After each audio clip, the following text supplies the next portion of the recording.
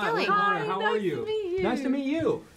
How's everything going today? You look great. Thank you very much. My look grandmother great. said if you respect someone, you got to dress to show them. The Well, three-piece and she was suit right. is You look so- fantastic. Yes. It's a boy's large. I love it. Thank you. I love this movie. I love good. I wrote my questions and then I was thinking I feel like my questions aren't smart enough. So because I was like the script is so smart. So I was like, I smart. need to You. write better questions.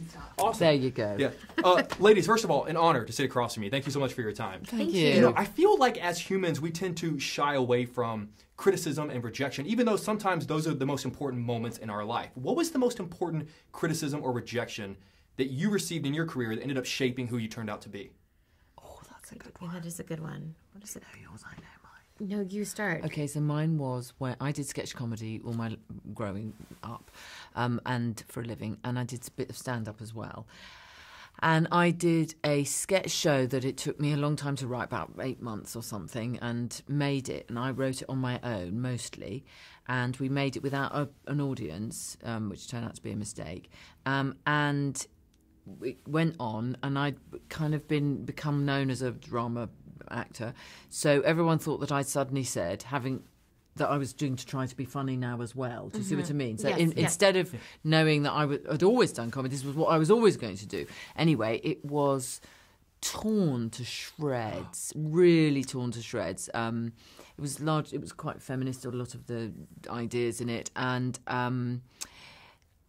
it was but it was one of the sketches that I'd written in there that caused Lindsay Duran, the producer of Sense and Sensibility, to ask me to adapt Sense and Sensibility. Wow. So my greatest criticism led to, I think, in terms of personal achievement, an Oscar for writing a screenplay. Wow. So that was that links direct, which makes you realise how important failure is, as you so rightly said.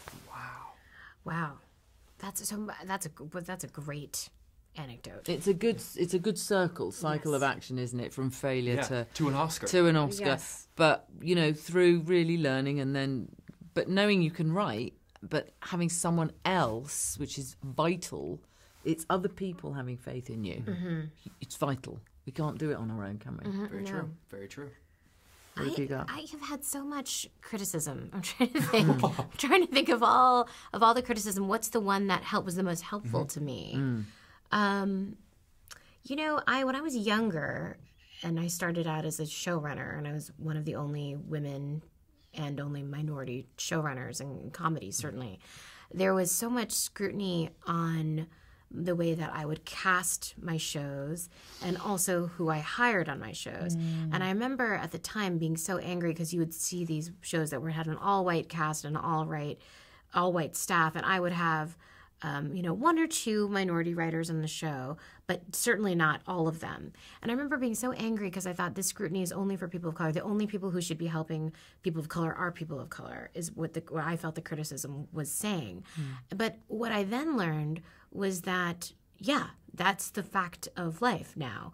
And it's immature to take that pose of, it should be the white people who are helping too. And I remember thinking, it is me. I will have to make the change. And after, and that was when I was in my 20s. And now I look back on that and think, making it a policy now to hire at least 50% women, at least 50% minorities has been great. And sort of Hollywood is kind of caught up with me, which is nice. Yeah, you're the first one through the wall. Which you always take the has hits been when nice. you're the first one through the wall. One of the dangers I always tell people of this job, which is interesting because this movie touches on it, is the danger of meeting your heroes. Because so often you get so excited about someone and then you meet them and they can't. It's impossible often for them to live up to it.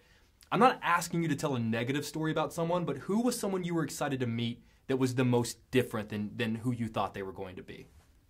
So what is the most different?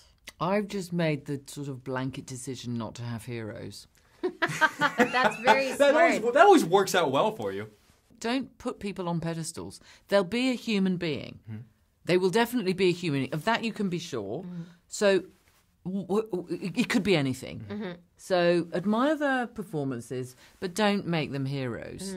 That's what I've decided. Fair enough. I was always surprised that, and this is, it's not a don't meet your heroes situation because I worked with him for so long, but I think that Steve Carell and a lot of people who are very funny, he is so contemplative and quiet.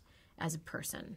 He is not on, and his characters he plays are so high energy, so absurd all the time. And I've been surprised, but I shouldn't be because I come from comedy, how often people who are very high and very physical comedians can be very quiet and they just want... Rowan Atkinson's exactly the same way. That is so surprising to me. Completely. Very quiet, dignified. Yeah. I love him more now. Yes, he's lovely to be with because he's quite calm.